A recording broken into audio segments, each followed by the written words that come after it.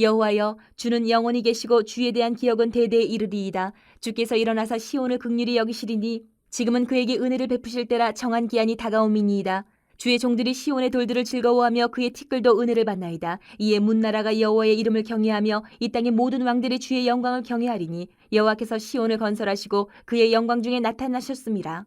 여호와께서 빈궁한 자의 기도를 돌아보시며 그들의 기도를 멸시하지 아니하셨도다. 이 일이 장래 세대를 위하여 기록되리니 창조함을 받을 백성이 여호와를 찬양하리로다. 여호와께서 그의 높은 성소에서 굽어보시며 하늘에서 땅을 살펴보셨으니 이는 갇힌 자의 탄식을 들으시며 죽이기로 정한 자를 해방하사 여호와의 이름을 시온에서 그 영예를 예루살렘에서 선포하게 하려 하심이라. 그때 민족들과 나라들이 함께 모여 여호와를 섬기리로다. 그가 내 힘을 중도에 쇠약하게 하시며 내 날을 짧게 하셨도다. 나의 말이 나의 하나님이여, 나의 중년에 나를 데려가지 마옵소서. 주의 연대는 대대에 무궁하니이다. 주께서 옛적에 땅의 기초를 놓으셨사오며 하늘도 주의 손으로 지으신 바니이다. 천지는 없어지려니와 주는 영존하시겠고 그것들은 다 옷같이 낡으리니 의복같이 바꾸시면 바뀌려니와 주는 한결같으시고 주의 연대는 무궁하리이다. 주의 종들의 자손은 항상 안전히 거주하고 그의 후손은 주 앞에 굳게 서리이다 하였도다.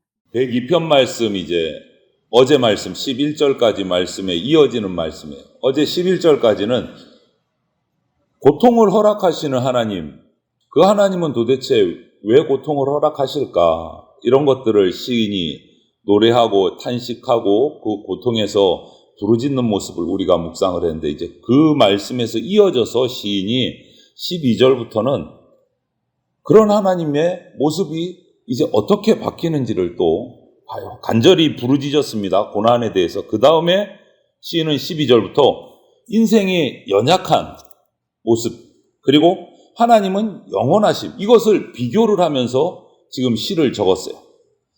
인생은 연약합니다. 하나님은 영원하십니다. 우리 사람은 유한한 인생을 살아갑니다.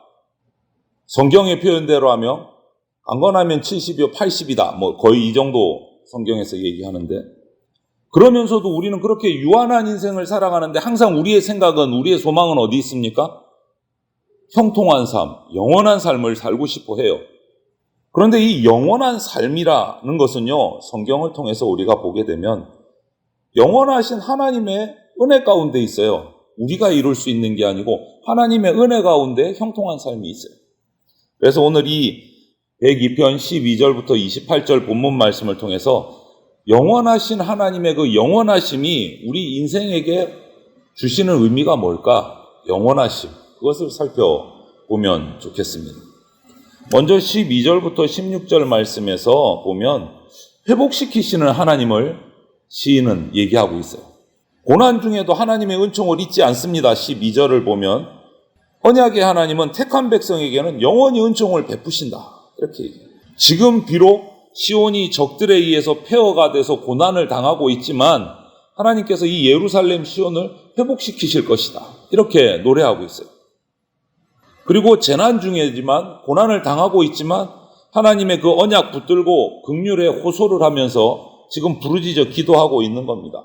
폐허가 된 그 시온을 바라보면서 경건한 사람, 하나님의 택한 백성들은 그 회복을 기도하고 있는 거예요.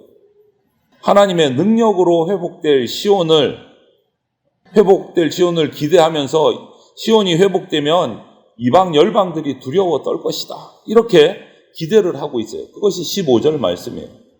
하나님은 이스라엘을 징계하셨어요. 하지만 영원히 멸망시키려고 징계하신 게 아니다라는 거죠. 버리신 것이 아니다. 진노 중에도 하나님은 택한 백성을 기억하시고 긍휼을 베푸시는 분이십니다. 회복시키시는 분. 어제 말씀에서도 나왔듯이 하나님께서 택한 자를 고난을 허락하시는 것은 고난으로 망하라고 고난을 주시는 게 아니고 연단의 과정이다, 더 성장시키기 위함인 것처럼 마찬가지인 거예요. 시온을 결국은 회복시키실 것이고 그 가운데 임재하실 것이다. 여러분, 그래서 오늘 이 말씀에서 우리가 볼 수 있는 것은 하나님의 징계는 잠시일 뿐이고 그분의 긍휼하심은 영원하다, 이것을 우리가 꼭 기억해야 됩니다. 그래서 우리가 그 긍휼하심 덕분에 회복할 수 있는 겁니다. 그리고 두 번째로 시인은 17절부터 22절에서 그 긍휼을 베푸시는 하나님을 노래하고 있어요. 17절에 가련한 자들의 기도를 들으신다, 고통 중에 부르짖는 그 강부를 멸시하지 않으신다라는 거예요. 그래서 18절을 보면 이 일이 장래 세대를 위하여 기록되리니 창조함을 받을 백성이 여호와를 찬양하리로다. 장래 세대를 위하여 기록하리니, 장래, 우리 다음 세대 후손들이에요. 왜 이런 말씀을 적었을까?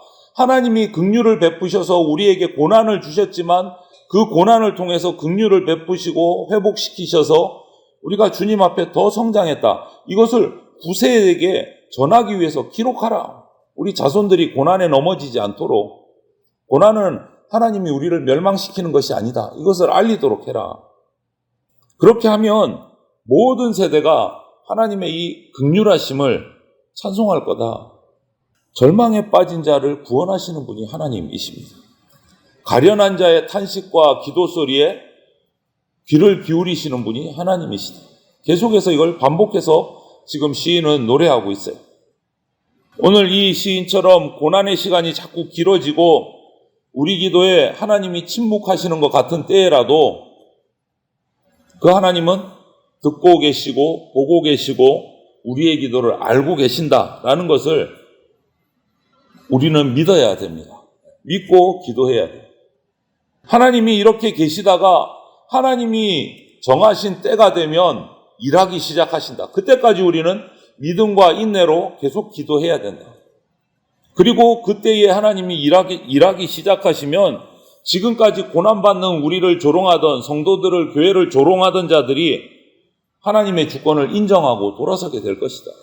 문 나라가, 모든 민족이, 모든 왕들이 하나님을 섬길 것이다. 이렇게 노래하고 있어요. 이것이 이루어졌을까요? 안 이루어졌을까요, 여러분? 이것은 지금 시편은 구약에 있어요. 다윗의 노래예요. 다윗의 시예요. 이렇게 고백했는데 정말로 이렇게 됐을까? 고난이 그쳐지고 회복하고 모든 열방들이 하나님을 두려워하고 경외하게 됐을까? 찬송하게 됐을까? 신약으로 넘어가서 빌립보서 2장 9절부터 11절을 요약해서 보면 이렇게 말씀하고 계세요. 하나님께서 예수 그리스도에게 모든 이름 위에 뛰어난 이름을 주사 온 세상의 주가 되게 하시고 그를 인정하는 자들을 새 이스라엘과 주의 성전으로 삼으셨다. 이렇게 선포를 하셨어요. 그들이 땅끝까지 하나님을 선포하게 하시고 결국은 이 약속을 이루셨어요. 많은 나라들이, 많은 열방들이 주님을 예배하고 있어요, 지금. 다윗이 구약의 시편에서 노래한 그 모습대로 지금 오늘날 많은 영혼들이, 많은 나라가 하나님을 찬양하고 있어요. 그 말씀대로 회복시켜 주신 거예요. 이렇듯이 하나님은 고통받는 자들을 구원하시고 그 말씀을 이루십니다. 예수 그리스도를 이 땅에 보내셔서 죽을 수밖에 없는 그 고통 가운데 있는 우리 죄인들을 복음을 선포하셔서 구원에 이르게 하셨어요. 그리고 예배하게 하셨어요. 찬송하게 하셨어요. 이렇듯이 하나님은 절망하는 자들, 궁핍한 자들에게 긍휼을 베푸시는 분이십니다. 고통하고 아파하는 자들의 기도를 들으시는 그 하나님을 찬양해야 돼요, 우리는. 온전히 주님만 찬양해야 되는 거예요. 그리고 23절부터 28절을 보면 이 다윗은 영존하시는 하나님을 노래합니다. 영존하시는 하나님. 자기는 지금, 시인은 하나님의 그 허락하신 고난 때문에 기력이 쇠하고 죽음 직전까지 지금 고통당하고 있음을 고백하면서도 죽을 지경에 이르렀는데 그때 또 어떻게 기도합니까? 24절에 보면 내게 고난 주신 분은 하나님이시니까 하나님, 내가 너무 이른 죽음에 죽을 것 같은데 이것만큼은 거두어 주십시오. 또 하나님께 매달려요. 이른 죽음은 거두어 주십시오. 이 말은 뭡니까? 뒤집어서 생각해 보면 고난 중에 죽고 사는 것은 하나님께 있다. 고난받는다고 다 멸망하고 다 죽는 거 아니다. 하나님이 주신 고난을 받고 있는 자는 하나님께 기도하면 긍휼을 베풀어 주시면 회복하고 다시 살아난다. 그것이 하나님께 있다. 이것을 고백하는 거예요. 그렇기 때문에 그 고난 중 죽을 것 같은 고난에도 하나님께 계속 기도하는 거예요. 인생이 얼마나 연약한지를 인정하면서 그 인생의 생명을 주관하고 계시는 하나님 앞에 겸손하게 엎드려서 긍휼을 구하는 거예요.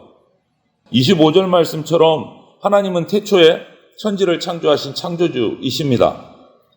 하늘도 땅도 하나님 앞에서는 영원하지 않아요. 똑같이 우리 인생도 영원한 존재가 아닙니다. 하나님만이 영원하신 분이세요. 우리는요, 영원하신 하나님의 은총을 덧입고 사는 존재일 뿐이에요. 그렇기 때문에 하나님을 경외하는 백성들은 하나님의 은총 안에서 복된 삶을 누리면서 사는 겁니다. 그것이 28절 말씀이에요. 하나님 은혜 안에서 우리는 안전한 삶, 견고한 삶을 살 수 있어요. 그래서 우리가 복받고 싶습니다. 복되게 살게 해주세요. 여러 가지 기도들을 하게 되는데 그 복된 삶이 뭔가를 우리는 잘 알아야 됩니다. 우리 인간이 생각하는 세속적인 복을 구하는 게 아니에요. 그 복된 삶은. 복된 삶이란 하나님 앞에서 복된 삶은 오직 하나님 은혜 안에 거하는 삶이 복된 삶이다. 이것을 기억해야 돼요. 인생의 가장 밑바닥에서 우리를 건지시고 구원해 내시는 분은 오직 하나님뿐입니다. 가련하고 절망 가운데 있는 우리의 기도에 귀를 기울이시는 분이세요. 소망 없는 우리, 빈궁한 우리의 기도를 멸시하지 않는 분은 하나님밖에 없습니다.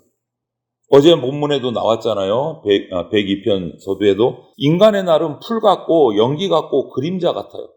하지만 하나님은 영원하십니다. 오늘 표현은 심지어 천지도 우리가 생각하는 영원하다는 이 천지 우주 만물도 낡은 의복처럼 없어지겠지만 창조주 하나님은 무궁하실 것이다. 이렇게 노래하고 있어요.